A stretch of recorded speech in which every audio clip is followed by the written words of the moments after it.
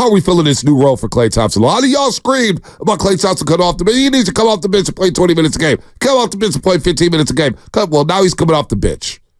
What do you think about his performances since he's come off the bench? 888-957-9570. Klay Thompson last night on his transition to the bench becoming seamless.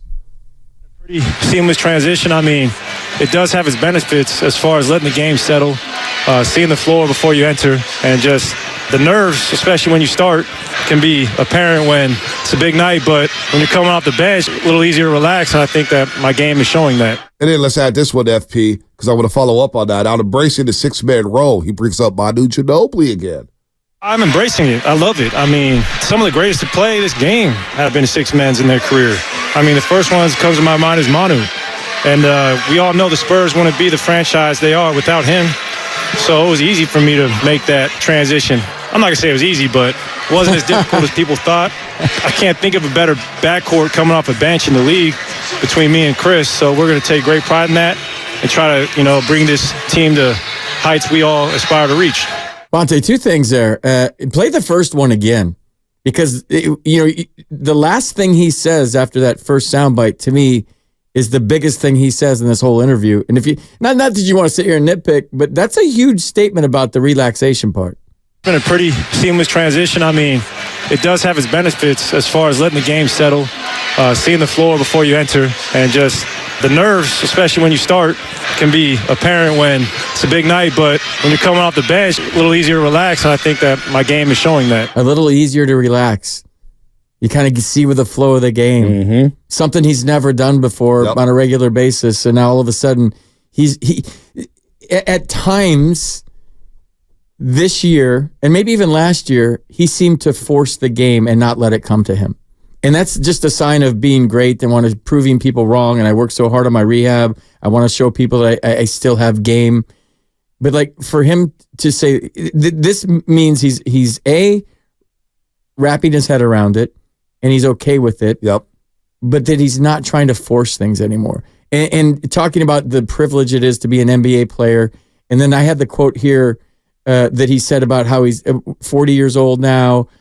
Or when he gets to be 40, that's right around the corner. He doesn't want to play. It sounds too hard. Yep. That he just seems to be enjoying it more. He is. And knowing that the end is near, but also realizing that he still has a lot to offer to the game. Right. And just kind of like being in a really good place where, okay, I'm not the guy I used to be, but that's okay. I still can throw in 25 or 30 on a given night. I'm going to be the sixth man. I'm going to come off the bench. I'm more relaxed. It may be a leadoff hitter when you're the first guy up in the game and you're facing Roger Clemens or something, or the best pitcher that day, to hitting seventh or eighth. And when you're hitting down in the order, you could just like relax and let the game come to you and see what this guy's got on a given day. And you get feedback from your teammates, and you're just kind of you're sitting back for a second. I love that. That's a big quote. There's a lot of big words and big statements in that quote. And to hear him say that, FP, and to have that perspective and embracing that, hey, the end is near for all these guys. They're in their 30s, understanding that and embracing and cherishing the moment that, like Klay said it over and over. He's one of the most honest interviews that you can have in sports, which is I don't get how people could not like the guy and say bad things about him when you get answers like that, the perspective and the honesty from him. That's all I want. It gives you honest answers. And he's basically saying, look, man, I understand that I had this game taken away from me. I had it taken away from me for 2 full seasons. I'm happy to be playing basketball again. And yeah, I was trying in my head to be the guy that I was before the injury, to prove somebody wrong or prove some dumb Twitter handles wrong or whatnot. Screw all that. Klay, you're still giving me 17. You still get your shots up off the bench. You're going to get the ball, and you're going to be the focal point of that second unit. And that's a deadly combination. Vinny Johnson, the microwave, coming off the bench was huge for the Pistons winning back-to-back championships in the late 80s. All right? He brought up Manu Ginobili, some of the great six men of all time. I mean, come on, man. Reggie Miller transitioned later on in his career off the bench. Ray Allen ends up winning the championship with the Miami Heat, coming off the bench and hitting one of the biggest shots in NBA history, sending that series to against San Antonio to a Game 7. So Klay having that perspective, and then his own father. I know we had Tim Kawakami on yesterday, and it was a lot different because his father was on the Showtime Lakers. He battled injuries. But even then, going from a number 1 pick to being a bench player, you don't think that's humbling for anybody, including his own father, Michael Thompson? So I love the perspective as well, and saying that he's able to relax and embrace this role Sure, he's not happy about it. You know, he admitted that. He goes, yeah, sure, I'm not going to be happy about it. He's a competitor. What else do you want? The same thing we said the other day about Draymond Green, about, hey, we're legit title contenders. What do you want them to say? Klay Thompson saying that, hey, I'm not happy about it. Shouldn't be happy about it. He's a competitor. So I do love those quotes as well. Those are huge quotes. Yeah, huge quotes. And you guys did a great job with that interview, but and especially you. But just it's all he has to do is look next to him, and Chris Paul's sitting right next to him. That's got to help too, right? Future Hall of Famer. Like yes, and you got Trace Jackson-Davis diving to the rim, a lob threat.